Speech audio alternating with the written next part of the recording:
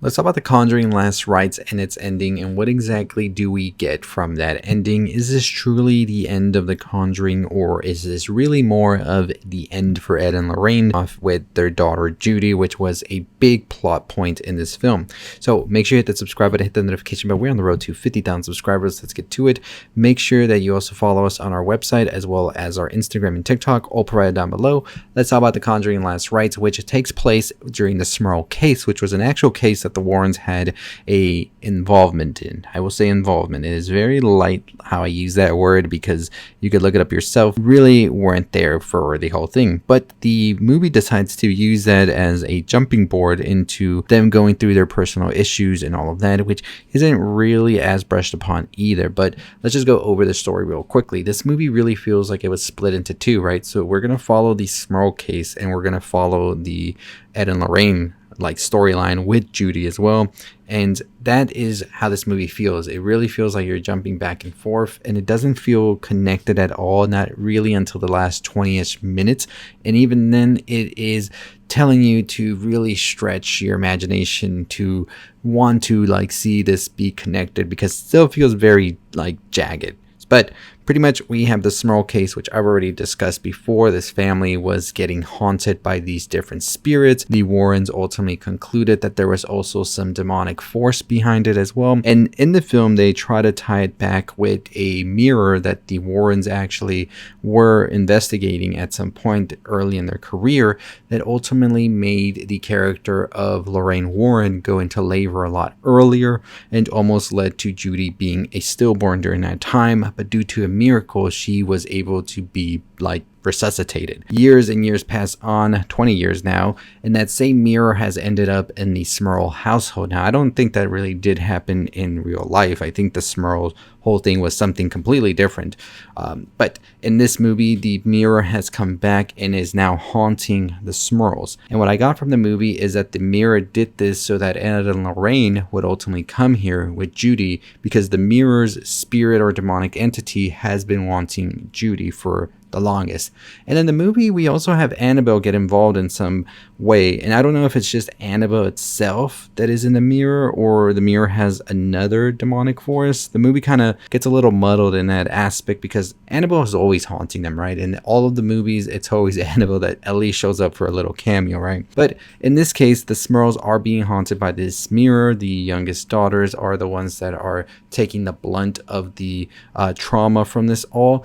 But ultimately, the Warrens end up coming to the Smurl household, not because they choose to, but because they have to, because the father that they had been working with previously in other films decided to go and try and help the Smurls. After hearing about it in the news, it's become a media circus. He decides to go there and help, and ultimately tries to get recruitment from the church to aid these people after he realizes that there is an evil entity here, or multiple ones.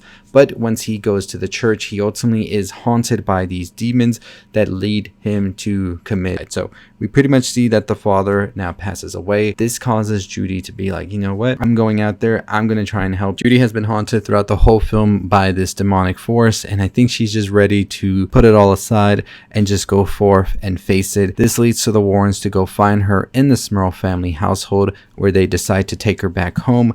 And Judy's not about it. She says, we're not going to run away from this fight. We're going to go. We're going to fight it. Let's do it together. The Warrens have been kind of trying to shy away from this case and other cases due to Ed's heart. He does have heart problems, so he really can't get into the action, right? But they decide to do this anyway because they feel that Judy is right and they're going to help them. This is when they uncover the mirror and realize that this mirror has been haunting them for the past 20 years or so, and it's time to finally put an end to it. They decide to take the mirror back to their home, where they're going to keep it with all of the other haunted items that they have, and that's it. It's going to be over. But we see that it's not going to be that easy. As Judy ultimately becomes possessed, she starts attacking people. The mirror is not going to let itself go either. It turns really heavy, ultimately falling on the Smurl father, as well as trying to kill Judy's boyfriend by choking him out. And I was just like, all right, this is a moving horror story now. But ultimately, we see that the Warrens have to band together, literally face themselves in the mirror,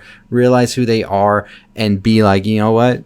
I do not condone any of this. I am stronger than you, basically. So we see Judy, we see Ed, we see Lorraine touch the mirror and confront the demons in the mirror, basically taking themselves and just being like, I can overcome my personal demons. It's what I got. I think the movie got a little bit funny there in that moment there, and pretty much that was it. They are ultimately able to overcome these demons here. The demon force that was plaguing them for all of these years is gone for good, it seems. The spirits in the Smurl household were spirits of a man and a woman who were a thing, and the woman ultimately, I guess, cheated on that man, which is the Marilyn Manson looking guy, and then he killed her and also her elderly mother, which we see she shows up in the trailer prominently and just shows up in the movie for like 2 seconds.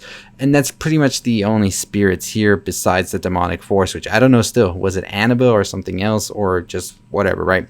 Ultimately, the movie ends with Judy getting married. Everybody from the other films, from the first Conjuring, the second Conjuring, those families, even James Wan shows up at the end at the wedding. And Judy gets married to Tony, which was her boyfriend, who now has become part of the family.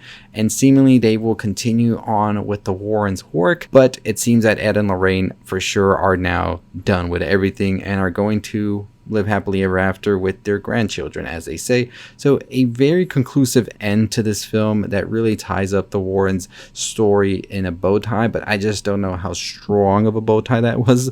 I feel that we definitely feel that this franchise doesn't want to give up just yet, but it definitely had to retire Vera and Patrick, especially if they want to make them still under like $60-70 million. And I think that we definitely see Judy and Tony maybe go forth and become the new couple that we follow along into these cases. So it could be interesting. It could be something to check out. But pretty much at the end, the Smurl case just felt like it was like thrown in there just to be thrown in there. I talked about the Smurl case if you want to go check it out already in another video, but it just seems that in the movie in itself, in the storyline here, it was this mirror that had been plaguing the Smurls that was also plaguing Ed and Lorraine, and seemingly was just using these Smurls as pawns in order to bring Ed, Lorraine, and Judy to them so that it could finally take Judy, which was what it always wanted. It wanted Judy to take her own life, just as it did to the man in the antique shop and as it's been doing throughout however many years. And so that's why the Smurls were being haunted, because the mirror itself wanted Ed, Lorraine, and Judy to come here, but they were able to put the mirror away by facing it, by facing these demons as a family. Something Lorraine had been telling Judy not to do her whole life was to just shut off anything that was happening and never face it. But Lorraine realized that she has to face it at some point, and that's the only way you ever overcome anything. So that's pretty much the ending right there. It seems that we now will have maybe stories with Judy and Tony in the future where they go about and help people as well. That's something that's kind of alluded to at the end. And James Wan showed up to the wedding. That's all I gotta say. So anyways, let me know your thoughts and opinions on the Conjuring Last Rites. What do you think about the ending? Did you like the story? What do you think of them using the Smurl case in this way? I thought it was kind of weird, to be honest. I talk about it in my review because a lot of it is just blending this reality with this fiction. I think we're in a different age now today where I think a lot of people know more about the Warrens and how much involvement they had in some cases. So I feel like it was kind of weird. So I don't know. I felt like the ending wasn't as strong as it should be for concluding a over a decade franchise, but that's just my opinion. Let me know yours in the comments down below. We'll talk more about where could we see The Conjuring go next and what exactly did Judy and Tony do after, right? So that'll be another video. Stay tuned for that next week for my theory videos, but also check out my review for The Conjuring, also my Alien Earth theories for next week. I'll see all of you next time. Stay safe, stay positive. 50,000 subscribers is our goal.